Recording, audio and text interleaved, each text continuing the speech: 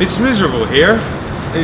Not just by this dumpster, I mean in England. It's cold, wet and foggy, and over 2%, over half the population will be gone, or so it seems. You know how they say don't judge a book by its cover? Well, it's the same here really. Once you spend some time, you actually find some really amazing things, like giant bicycle wheel. It's huge! Park rangers, gourmet food. So good. The Penrose Stairs. This statue of Churchill that's electrified so that the pigeons don't poop on it. Double-decker buses. Actually, these aren't that great. They smell a little bit, and sometimes people get stabbed. So when I say that today we're going to be looking at a fantasy-themed board game with slightly immature artwork, and that's meant to emulate MOBA style video games, I'm saying I know exactly what you're thinking, but this is probably one of my best finds of the year, and not just at the bargain bin.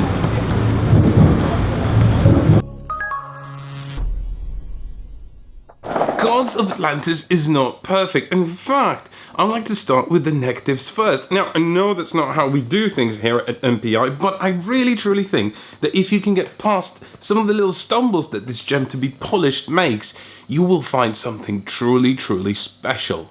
Because board gamers and video gamers are far from a perfect Venn diagram, I have to explain what a MOBA is, and if I start sounding like your grandfather who's trying to explain your culture to you, I'm really sorry, but you have to bear through this.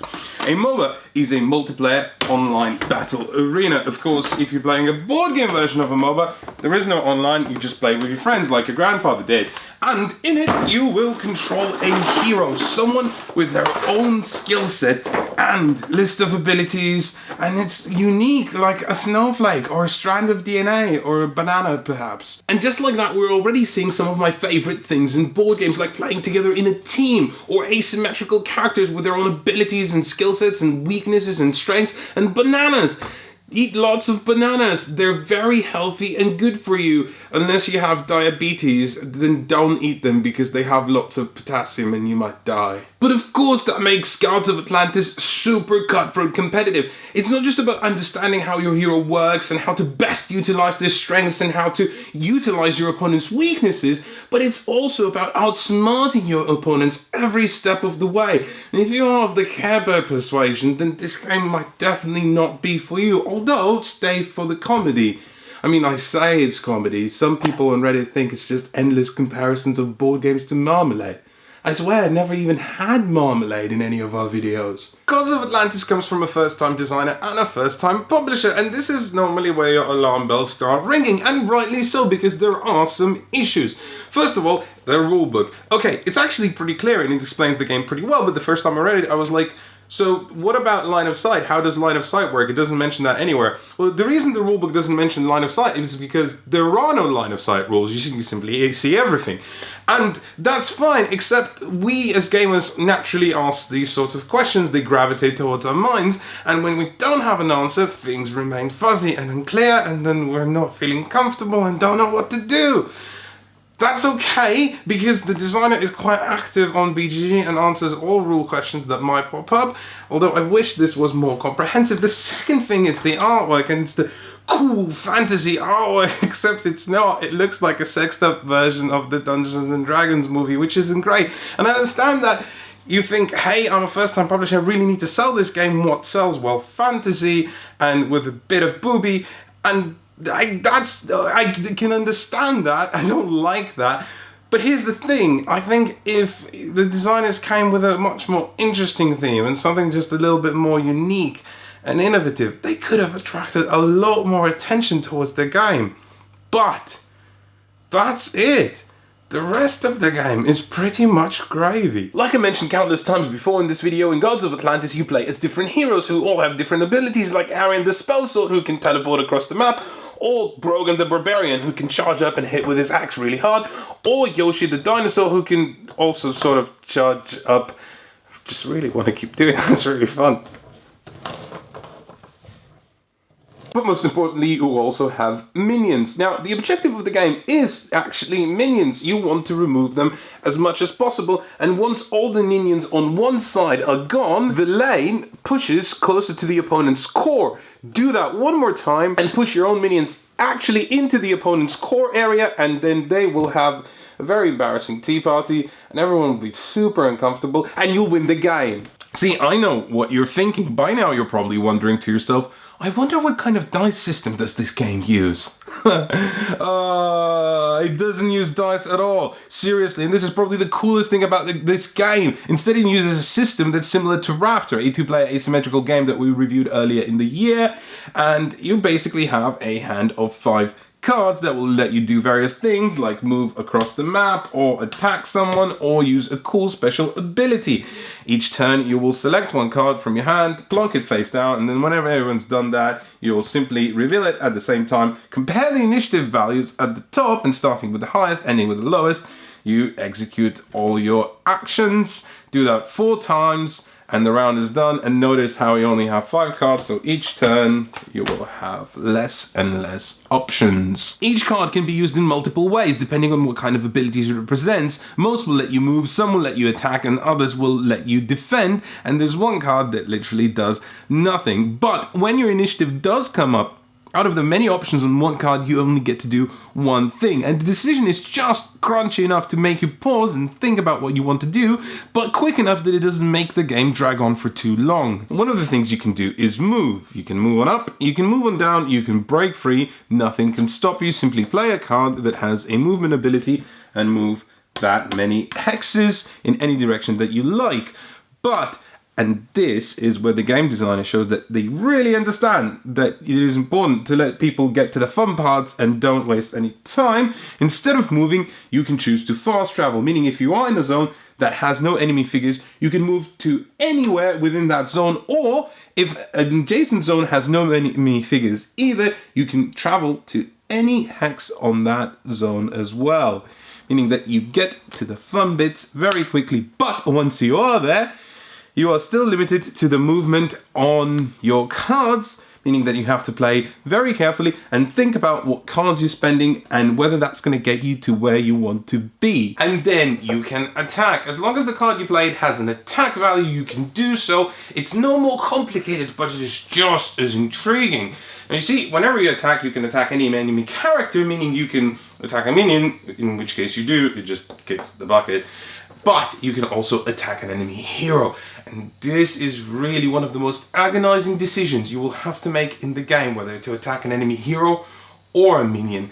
And you will have to make it all the time. Each attack card has an attack value, and it's not so much important when you're attacking minions, but it is important when you're attacking heroes. You have 2 attack cards to choose from, one being your basic attack, which always stays the same and can never be upgraded, or your special red attack card, which is either very versatile or somehow very powerful and can be upgraded. When you attack, you'll calculate your total attack value from your card and whatever bonuses you might have, and then the defender has to discard a card that has a defense value that is equal to or greater than the attack value. If they can't or choose not to, then they die. Yes, one hit. Can you defend? No, you're dead. And that's what makes the game so skill intensive, and the decisions very, very important, because whilst dying is quite backbreaking, it's not so much backbreaking that you'll immediately lose the game. So you're simply trying not to, but it's inevitable that sometimes you'll slip up and will. Progressively, each turn, you edge yourself closer and closer to the exact position where you want to be by utilizing your cards and the abilities on them. But you have to be very careful, because one little slip up and you're Ala Jones and it's all gone wrong for you. It's often prudent just to kill a minion here or kill a minion there and only go for the real kill when the opportunity strikes. Oftentimes you'll be conferring with your partners and trying to decide what the best move is, but you're also trying to not give away your exact strategy, because your opponents can hear everything that you're saying. Meaning there's a little element of bluffing in the game, and it's very tactical, but also a bit of a memory thing, because all the values on your opponent's cards are open information after they play them, so you can learn everything, and if you're very good at remembering that sort of thing, then you might have a little edge in this game. Killing minions is obviously good, right, because that's the victory conditions. Kill all the minions, push the lane, rinse, repeat, and then you win.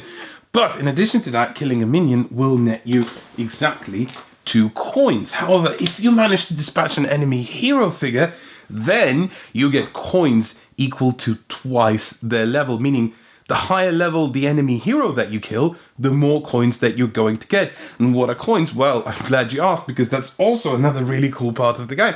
You see, every time a round ends, you get to spend your coins to upgrade the cards that you have. You can never upgrade the hold card or the basic attack card, but all the other cards have upgrades available for them. More importantly, each time you do upgrade a card, so let's say I want to upgrade this red card, you get a choice of 2 cards. Whatever you're going to pick will then go into your hand and replace the original card, so you only ever have 5. However, the other card will be tucked under your player sheet and give you a permanent static bonus. And what the game does brilliantly is always offers you interesting decisions based on what characters your partners are playing, and also based on what characters your opponents are playing. You can always develop a new strategy and change your strategy as you go along, which gives the game a lot of longevity, a lot of tactical decisions as you play. It's always interesting to choose a new ability, most importantly because every time you look at the abilities you can get, you can go, I can do what now? That's ridiculous.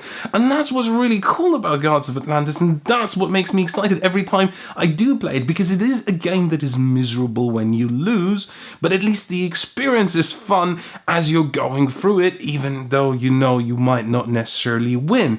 On the subject of losing or winning, sometimes Gods of Atlantis can feel like you've trapped yourself in an unwinnable situation because your opponents have run away and their level is really high and your level is really low. Well, guess what? If you all band together against one enemy hero and take them down, and if their hero has a really high level, you'll get loads of coins, which immediately puts you back into the game. Look, but with all this asymmetry and cool character powers, there's bound to be balance issues, right? Well, no, or at least I don't think so. There's no way I can play this game enough times to test every character in every given enemy composition situation and just see if there's something utterly broken in all of those variants. But what I can say is that I found that every character does have a particular weakness that can be exploited. Let's take Sabine, who's an expansion character that comes in a little box separate from the main game. She has a very, very cool power. You see, there's an inherent math in how many minions you can take out in a given round, and she breaks that math because she can attack multiple targets with the same attack card. However, there is a downside. First of all, she has to attack multiple targets, meaning she has to get right into the fray.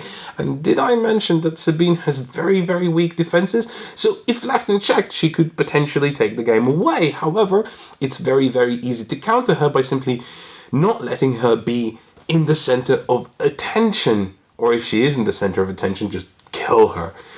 And in that way, the game is self-balancing. That is not to say that Gods of Atlantis is for everyone. To borrow video game jargon, it is very skill intensive and definitely designed for the tactically minded. If you're playing in a game where one person hasn't played the game before and others have, it's very likely that that person and the team that they're on is going to lose, leading to an unsatisfying experience. And the best games of Gods I've played are the ones where everyone has played the game before and knew what was going on and could really sink their teeth into the tactical depths. And if you have a group that likes to play the game again and again and again and really explore everything that it has to offer, Gods of Atlantis might just be for you. But that's not the only negative it has.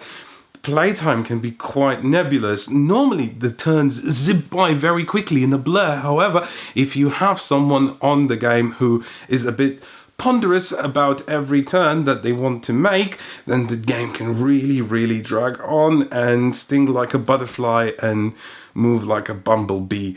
And that's unfortunate, but most of the games I've played actually were pretty quick. And if you do have that problem, there is a variant in the game that kind of undercuts the winning condition and just makes the game shorter, but it's not quite as satisfying as playing the full version. Finally, the box says 2 to 9 players, and whilst I personally can't attest that the 2-player experience is rubbish, I can tell you that the designer told me not to play at 2 players because the 2-player experience is rubbish. So there you go. I imagine the 3-player experience works the same way because of how the game deals with an odd player count, and the way it does it is ingenious. This is Wook and Hanu.